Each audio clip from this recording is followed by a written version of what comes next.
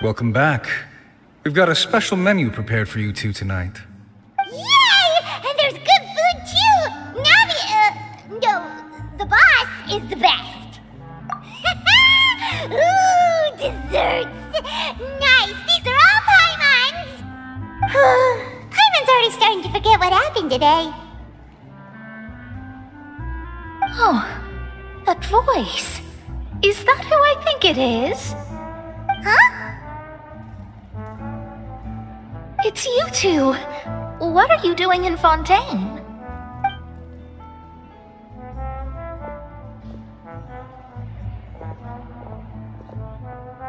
Mona?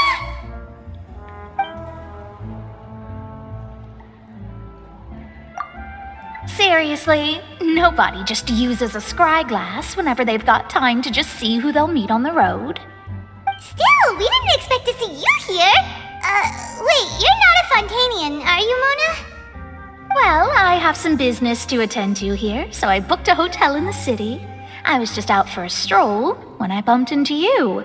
Quite unexpectedly, if I might add. Why did you think I was from Fontaine, though? Is that because Magistus doesn't sound much like a Mondstadter surname? Yeah, let's go with that. Well, I used to have my own surname, which was, well, some other thing. Either way, the old hag told me when she took me as her disciple that the first step to being a great astrologist's pupil was to change that name. There was nothing for it, really. She really is amazing at astrology, so I changed my name to what it is now according to her wishes. To my surprise, however, Magistus is not the name of some ancient house or clan. It isn't? Nope. Although it is used by us in place of surnames, it generally just means great. Wow! Imagine including a boast in your name.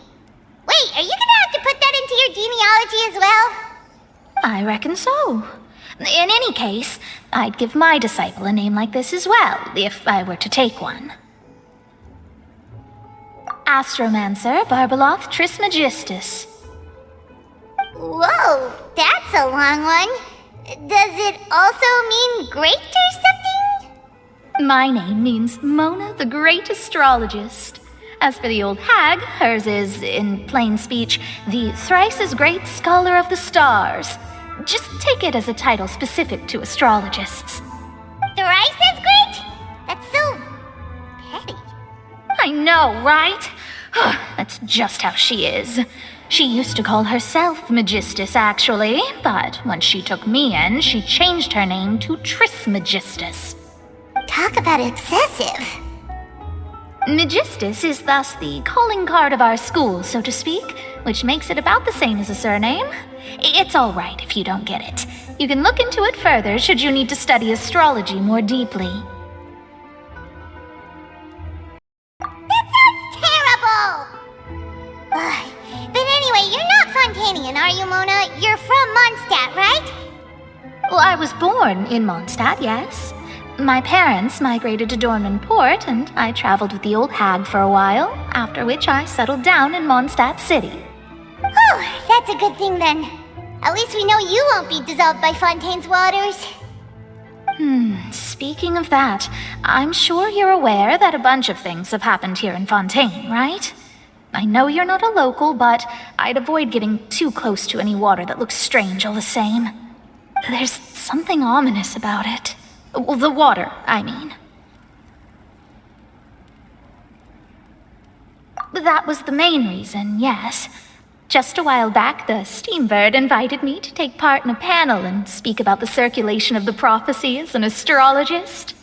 The invitation was sent quite early on. I don't think anyone expected Fontaine to be in this much trouble. What do you make of that prophecy, Mona? Just tell us what you think as an astrologist. Your word would go a long way to make things more certain and less scary. What I can tell you is that I'm an astrologist, and that this prophecy concerns the fate of Fontaine, even that of all Tevat. Ascertaining this is akin to reading the fortune of the whole world. I'm afraid that this is not something that just anyone can do. If I could do it, you would no longer call me an astrologist, but a visionary. But on the flip side, the prophecy is so huge and powerful that it must surely come from a powerful visionary. Its contents involve the fate of the world. Disregarding it would be a mistake. A visionary? Sounds really powerful and all, but does such a person really exist? Of course. The old hag could do it, and I'd bet there are others amongst those Hexenzirkel colleagues of hers who could do something similar.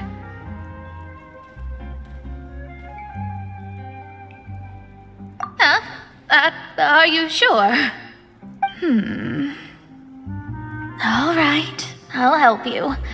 It isn't often that I see you with such a serious look on your face. I'll tell you once I hear back from her. Thanks, Mona! You're amazing as always! Oh, well, this is something only I can do after all. So yes, your praises are quite welcome. That's the greatest of astrologists for you! Of all the people we know, you know the star's the best! Indeed, indeed. That's the spirit.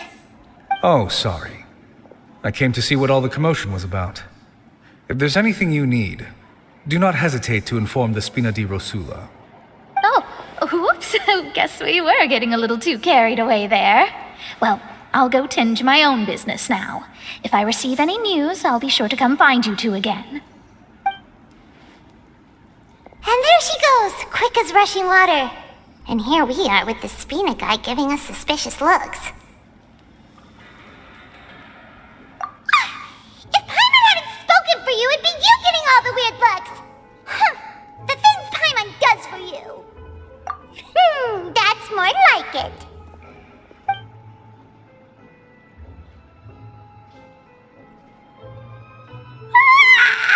Good morning.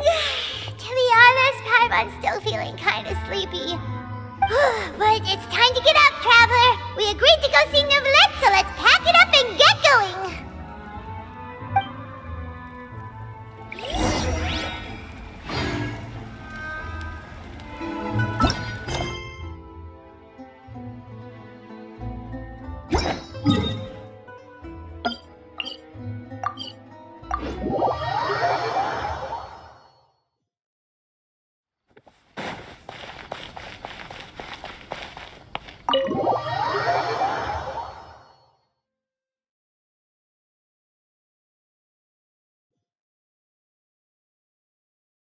Be sanctified.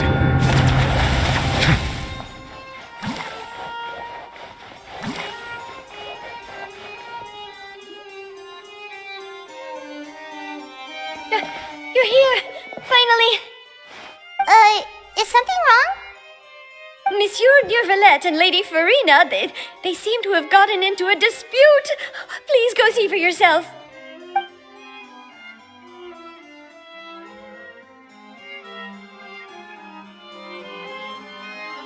Like I said, I've already explained everything!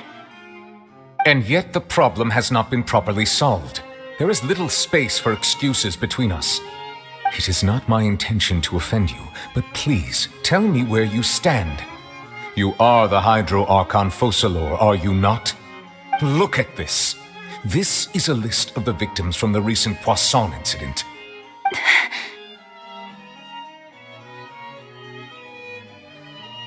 You mean... they're all... We did not arrive in time to avert this disaster, and I will not have it happen again. I will say this once more. You must tell me everything you know. Yesterday, I found 3 stone slates in some ancient ruins near Poisson. Do you know anything about those? Seriously? You're questioning me like this is a court case now. I don't know anything about that. But you found them in some ancient ruins, you say? That's correct, which is why I came to ask you some questions. There should have been 4 slates, but one of them was missing. The other 3 feature different images that seem to correlate to the prophecy. The prophecy? The second of these slates depicts the previous Hydro Archon Egeria kneeling before a floating island in the sky, as if confessing something. Do you know nothing of this either? I don't. I've never seen such slates. I'll ask you again. Do you really have no information regarding the previous Archon? My deciphering of the slates indicates that the Hydro Archon Egeria once had to confess to or apologize for a certain sin. If anyone would know about it, it should be you. All gods don't have the same secrets, you know. She was herself and I'm me. Is it really so strange that I know nothing? I understand your concerns, but I'm sorry. I just don't have anything to tell you. Forgive me for saying this now, Lady Farina, but I have long known of your various secret investigations into certain matters. There are several indications that you have been investigating the prophecy on the sly. This is not strange in itself, considering that you are the Hydro Archon. But it is strange that you should also claim to not know any of Egeria's secrets, as well as do nothing following your inquiries. You have never been as superficial as you have presented yourself to be, nor are you a fool. And yet, your behavior is very inconsistent.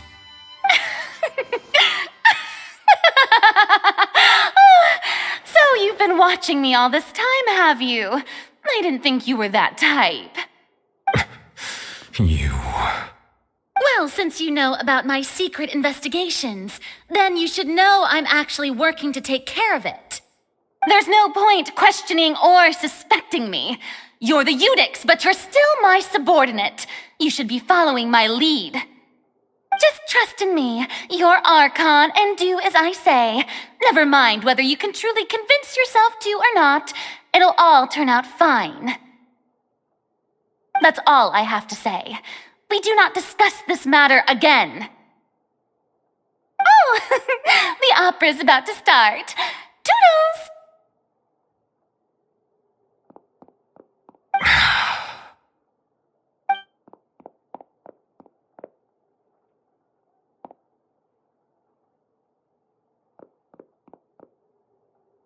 Did Farina not notice us standing by the door? Wonder what's up with her. She was smiling. She didn't seem in the mood to care if we were listening in or not.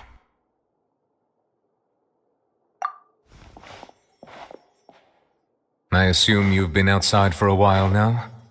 Oh, you noticed. Seems Farina didn't even realize we were here. She was in a great panic, though I cannot discern the reason. Our discussion reached impasses time and again, a state of affairs that we cannot allow to continue. Still, I do not understand. Dialogue is the basis for understanding, so why did she keep refusing to engage?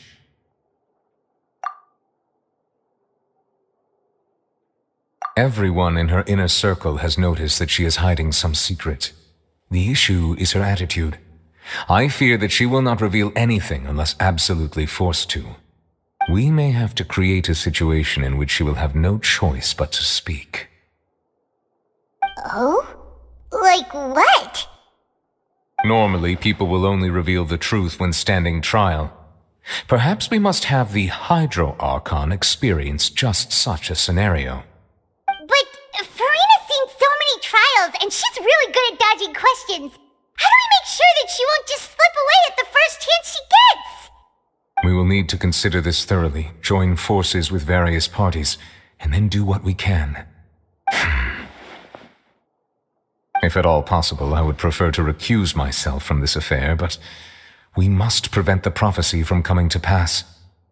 This may be cruel to her, but all Fontaine is in crisis. The information a god possesses is too precious, and so we must take a chance on this.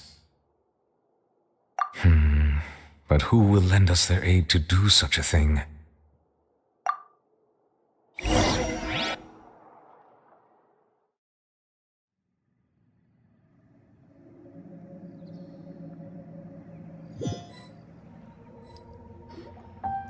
Well, that's everyone, huh?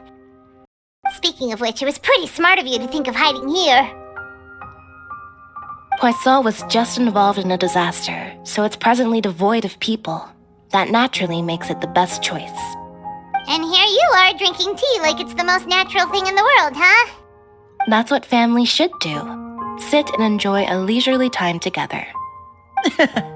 It's nice to enjoy tea here, you know? Care for a cup?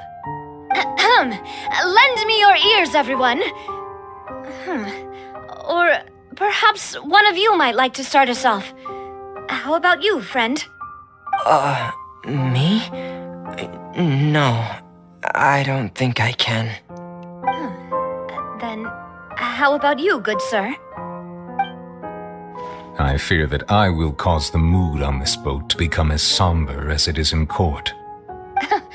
Well then, I guess we're lucky we've got a local like me to organize things. Wonderful, the spotlight at last. I guess I'll be facilitating things from here. That was a little long-winded, don't you think? Oh, you might be right. Anyway, to cut to the chase, our friend here, the Traveler, has brought us together to discuss something. As for what that is, well, let's start by saying that we'll be pooling our efforts together to create a series of traps. Oh, how intriguing. Well, it's just an expression, really. One that I just learned from Chlorand, and used on the spot. So, let's invite her to explain in detail. A round of applause, please. Huh? Didn't you say that you would be facilitating this? Oh, come now. Your work doesn't involve much public speaking, right? This is a good chance to practice. You might even pick up some fancy oratory tricks to impress your boss with in the future. I see. And what does my boss say? He is glad that you consider him your boss. Do go on.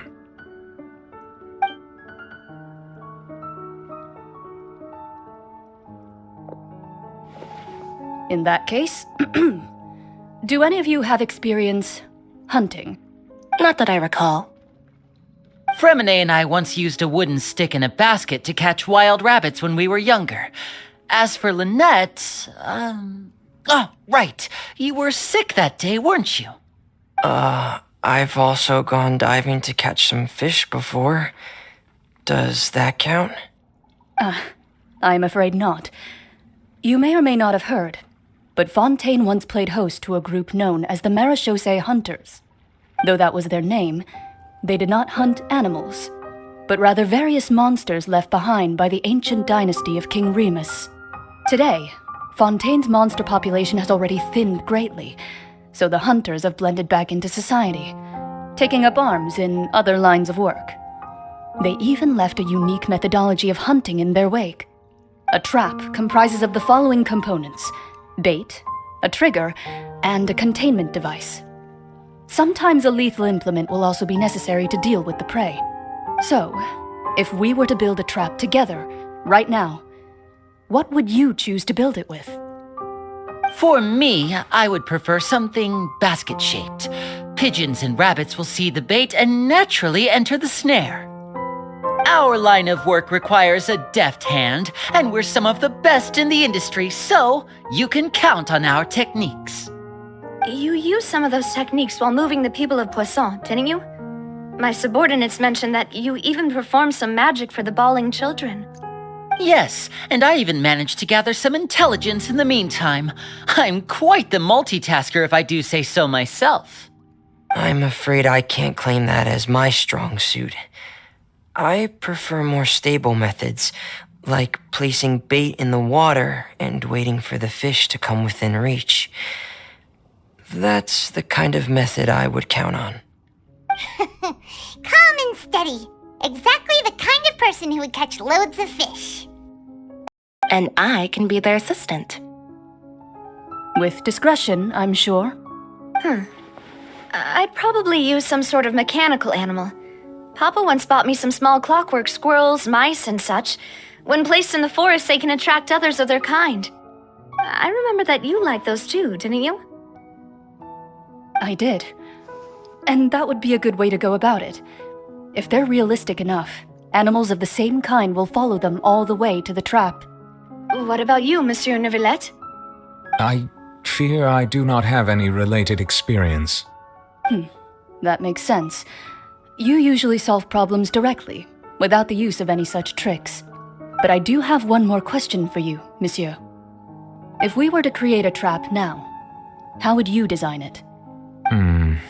I would like for it to be effective, but bring no harm to the prey. A more gentle trap would be ideal. Kind, as always. However, our intention doesn't necessarily change the containment device and the type of implement we need. If we wanted to kill the prey in one strike, we would need a powerful implement. However, that also goes for prey that must be captured and safely contained. Wait, why's that?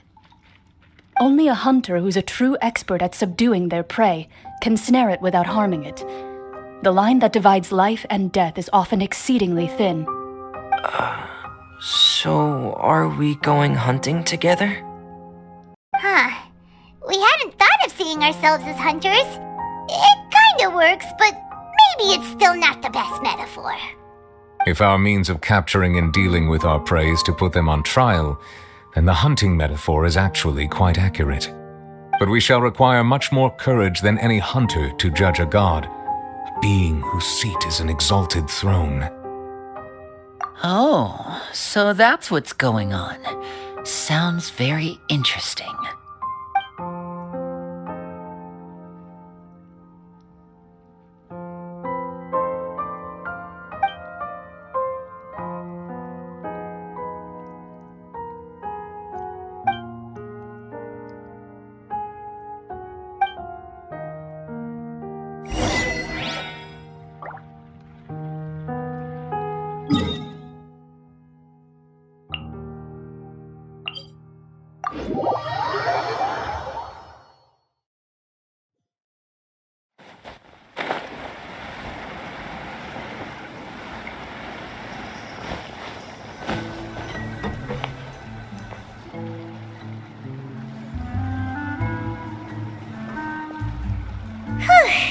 It's been a tough few days, hasn't it?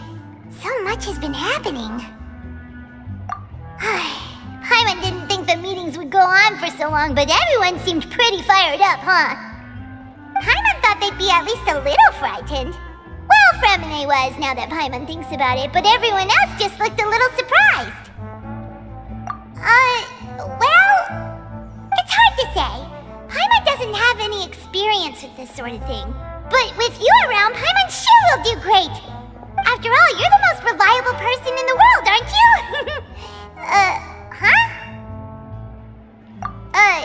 Did you just pour some tea? Paimon didn't notice you doing that at all. Then what's that? Paimon's never seen that cup before. Don't be frightened. I'm just joining you two for tea. I merely refrained from saying anything till now. Who's that voice? But there's no one here. Ah, have you forgotten me already? Wait, you are familiar. You're the voice we heard from the sky in Sumeru. The voice from the sky, I fear that description is wrong. Though, not completely wrong. You're feeling lost now, just as you were feeling previously. I sensed that confusion and thus came to you. Guiding people is an irresistible hobby of mine, after all. Consider me a passerby, just accepting a commission from my friend's disciple on a whim.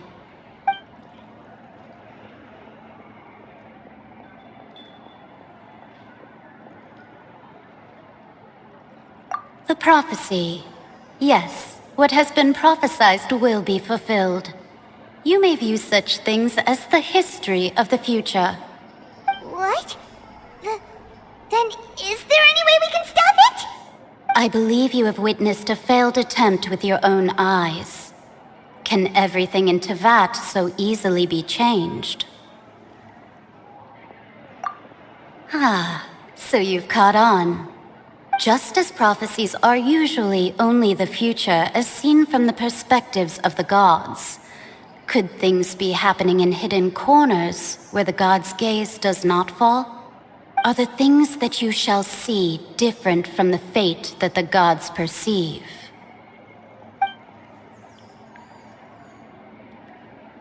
What is she talking about? It all sounds really impressive and important and stuff, but it also sounds kinda scary.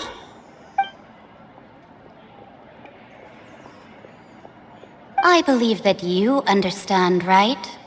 Some things are insignificant, but others you must reach out to change. Ultimately, fate shall serve as your only guide, no matter what will happen in Tevat's future. All you need to do is to play your part. This was good tea, by the way. Thank you for your hospitality. Well, that'll be all for today. The voice.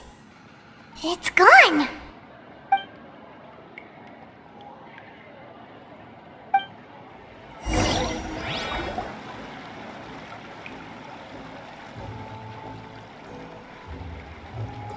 What? Paimon hears someone talking. Alright, coming! Hey, it's you who's getting lazy, okay? Well, I see I've walked in on some lively banter. Mona! Fine, just fine. I went to take part in that Steambird panel. It turned out to be more interesting than I expected. Not all Fontanians are pessimistic about this. One journalist mentioned that sitting around and waiting for the end to come would be wrong, and that they should make their own rescue preparations. I agreed, so we had a brief chat with her. Did she have pink hair by any chance? Why, yes, it was Charlotte. You remember her, right? That daredevil journalist? I'm in full support of her view. Prophecies are very important, but how can people allow their lives to be commandeered by just a few words? That's right! Paimon's glad to hear something sensible for once. Ah, yes. About what we had discussed before. I did try, but I'm afraid I couldn't reach the old hag. I'll try again tonight, but I wouldn't get your hopes up. Huh?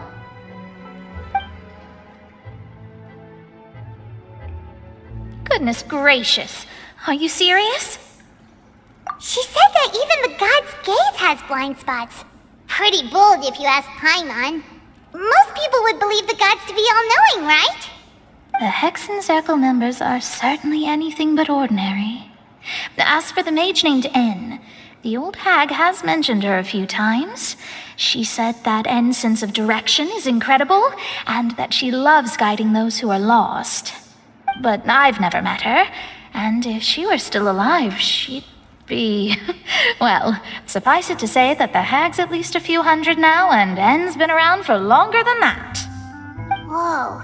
The Hexen Circle sounds like a scary group. But they must really stay in shape to live so long. Their abilities alone are pretty terrifying.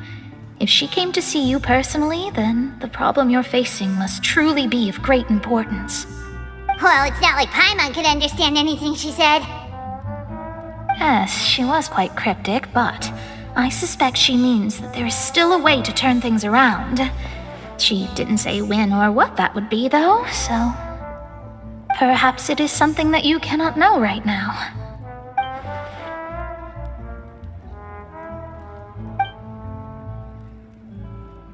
Traveler, Paimon, are you two all right? Oh, we're fine.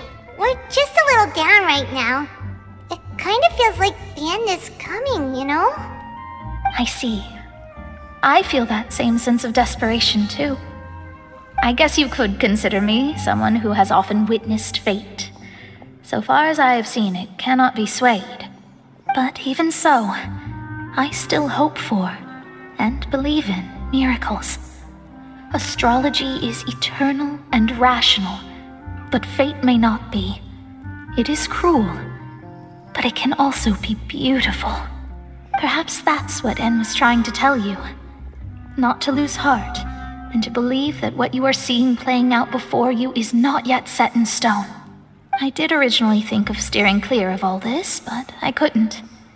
Even if this is all futile, I still wish to help everyone.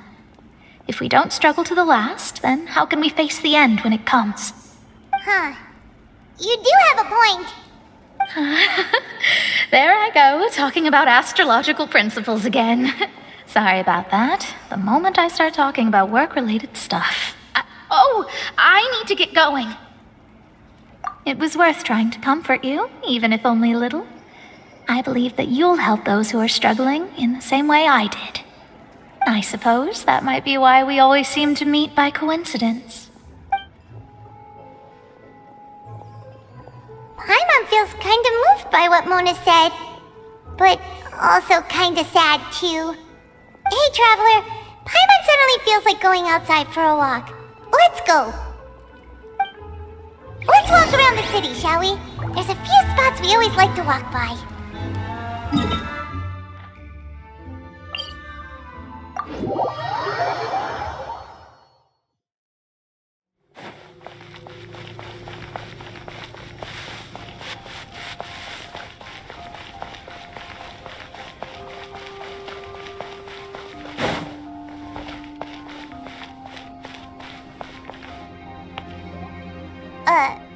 Huh?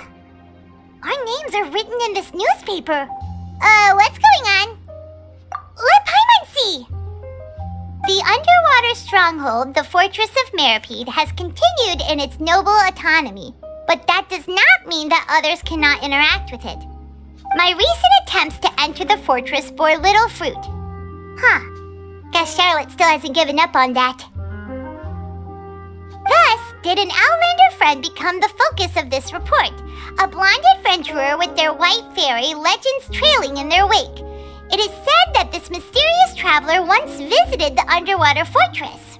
So while the fortress's interior remains a mystery behind closed doors, do not fear, for the tales of the traveler contain surprises in spades. Journalist Charlotte's biggest scoop yet, the Traveler's Trail, World Walker. Huh. Charlotte took so many awesome photos of us and we never even noticed her. She hasn't been able to get a hold of anything at the fortress, so since we're easier to find, she's using us as the subject matter instead? Ugh, seriously? Well, fine. Those headlines and photos do look cool, so Paimon will forgive her this time.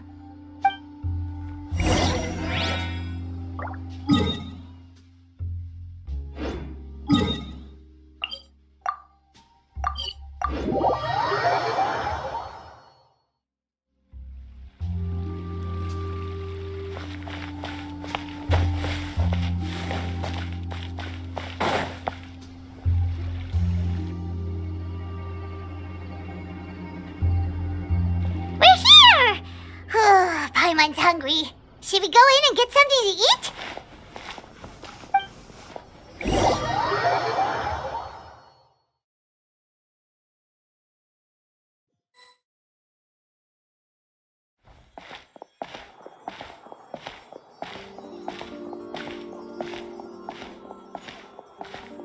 Hey, quick! Look! That's the limited edition, only 16 slices a day cake! It was so delicious the last time we tried it! Despite the tense situation we were in, let's give it another go! Paimon's sure it'll be great! 1 slice of cake, please. Someone showed up after all! Oh, wait, you're the one from the Palais Mermonia. Oh, are you here to buy cake too? It seems Monsieur Neuvillette was right.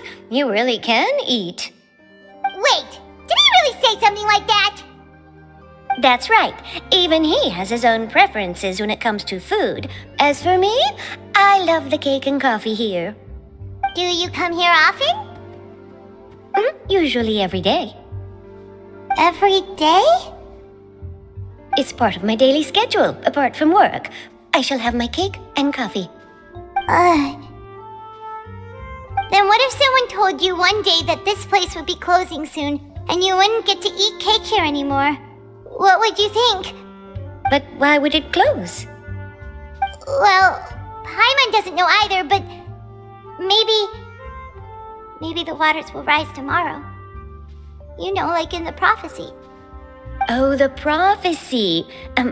To be honest, I haven't paid much attention to that. No, still, even if there'd be no more cake tomorrow, that wouldn't keep me from having some today. No, it's the same for eating in general. You might not be able to eat tomorrow, but if you can do so today, then you should carry on. That's what people call living, you know. Huh.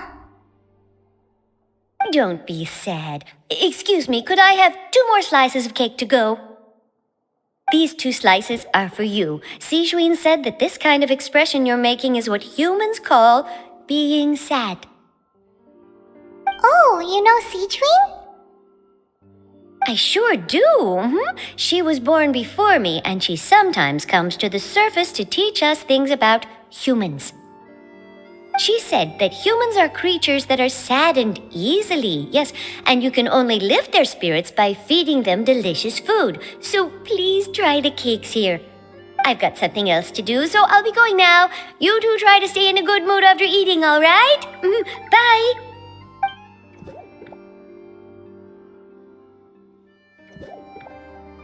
And there she goes. All right, let's dig in. Paimon's sure this cake will be delicious.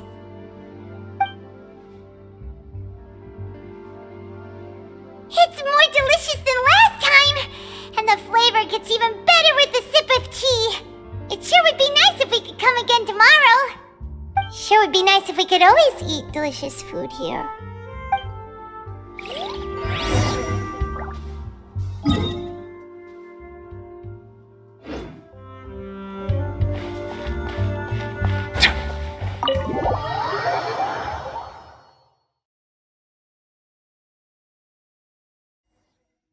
Oh, we're near the Steambird office.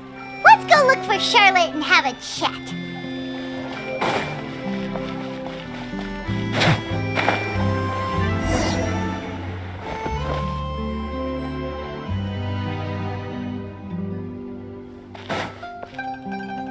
Wow!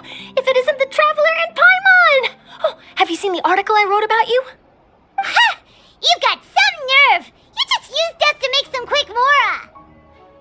Oh, you needn't worry about that. I heard that you were in Poisson some time back, so I sent you a letter to discuss just that. It appears you didn't receive it, though. It's all right, though. I've set aside the amount intended for you. I've even set the table with some food.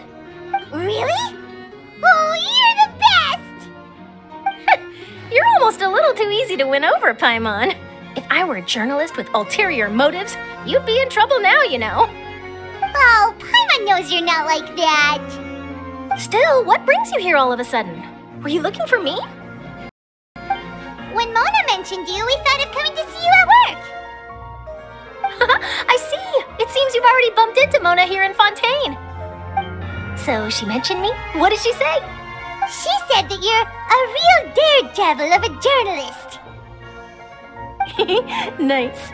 In which case, can this daredevil journalist dare to request an exclusive interview with the legendary Traveler and Paimon? Huh? So your article in the paper today doesn't count? Oh, of course it doesn't. That was more like live photography. What I'd like to do is dive deeper and ask you to talk about the things you've seen and experienced. Yeah, are we even qualified enough? Why not? If I say you're worth an interview, then you're worth it. But not right now, of course. I'll need a few days to prepare. Oh, in that case, we'll just chat when you have the time then? Oh, so that's a yes? Ooh, splendid! I'll tell the editor-in-chief immediately. I'll have to apply for lighting, a venue, some props, and... Whew, so much to get done now. Talk to you later. Wait, Charlotte, Paimon's still got a question for you. And what's that?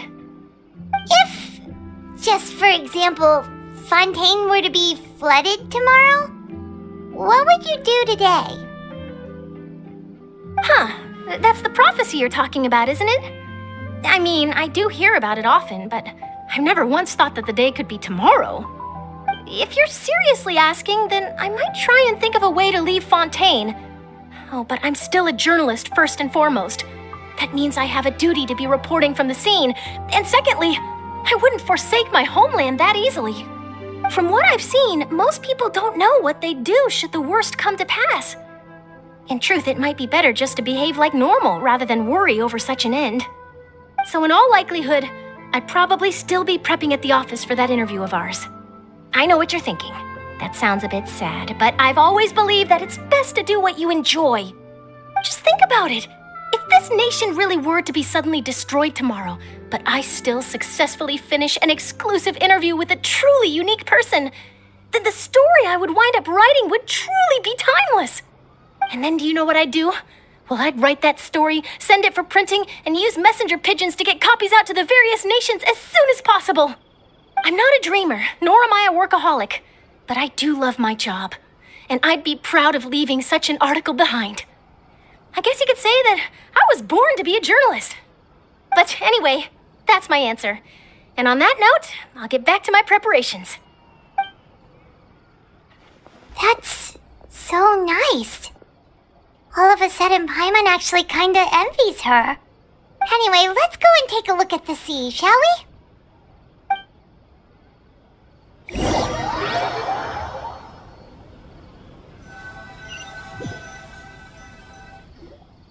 The sea breeze and scenery can be a pretty soothing combo, huh? Paimon's been thinking. If it wasn't Fontaine, but all of Tevat that would be destroyed tomorrow, where would we go and what would we do? No, Paimon should ask, if you could choose, what would you like to do?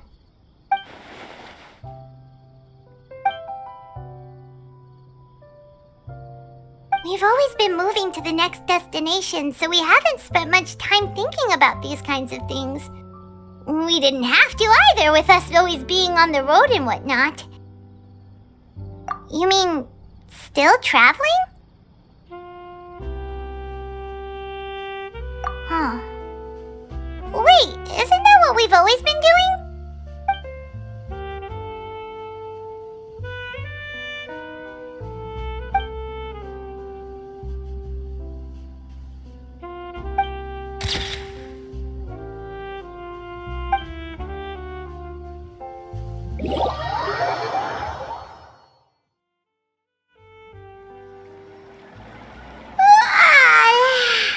Feels like you'll grow mold if you stay here long enough. But it's still better than the Fortress of Meripede, that's for sure. It's not only damp there, but salty too. Ah, so the two of you are still here. Wonderful. Oh, you're from the Palais Mermonia, aren't you? Yes, I'm Isadora. Monsieur Nervillet sent me to look for you two before. I heard that afterward you went to the Fortress of Meripede. Not at all. I'm well aware that you're friends of his. Actually, I'm here to pass along a message from him. Yes, inside the Opera House. The Maréchaussée Phantom has declared the incident a small-scale riot. A riot? Well, that said, I don't personally think it was that serious. Lady Farina was watching a performance at the Opera House, and while she was resting during an intermission, some other audience members suddenly started harassing her, loudly accusing her of doing nothing about the prophecy crisis. And before she could respond, others started to join in. The crowd continued to grow, and protests against the Hydro Archon started to break out. So people have started to put the blame on Farina. Guess they finally found an outlet for the pressure they've been under due to the prophecy. I agree. People will naturally rely on gods, as is customary. But the moment people feel threatened, gods are also the first to be blamed. So what happened after that? Is Farina okay? Seeing that the situation was spiraling out of control and that further argument was pointless, she claimed that she'd gotten tired of this and left in a hurry. The Maréchaussée Phantom had their hands full maintaining order and did not catch where Lady Farina had gone. Only when things had stabilized did we realize that she had gone missing. So, you mean she's still missing? That's right. The Maréchaussée has dispatched many people to search for her, but we don't have any leads yet. That said, I don't think there's much to worry about. She is a god after all. Even if she were to fall into the hands of rioters, what could ordinary people do to her? Good. Monsieur Nervillet sent me to tell you about the situation, but he didn't say anything else. Don't worry, this is more than enough to go on. Thanks for keeping us informed. Ah, is that so? Well, all right then. In that case, you two take care. I'll be heading back to the Palais now.